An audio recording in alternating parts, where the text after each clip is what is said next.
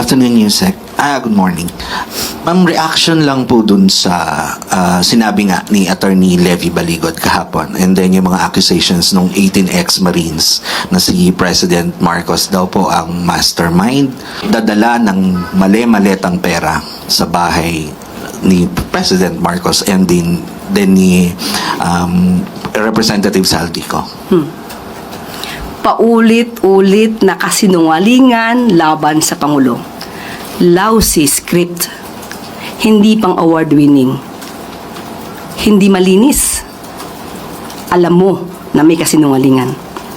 So, sino ba ang nasa likod nito?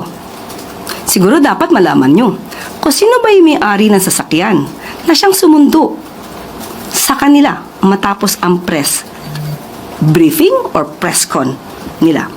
So, paulit-ulit na kasinungalingan. Sino po kaya? Sino sa tingin niyo? Dapat niyo siguro malaman kung sino talaga. Alamin niyo muna. At baka kayo, I believe, hindi kayo magugulat. Same people. Wala bang balak kasuhan ng palasyo ang mga nagpapakalat ng sinasabi niyong fake information o kasinungalingan? Nandiyan ang NBI. Nandiyan ang PNP. Dapat malaman nila to.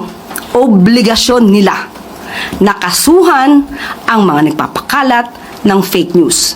Dapat pa ba silang utusan? Hindi po. Obligasyon ng NBI, PNP, DOJ.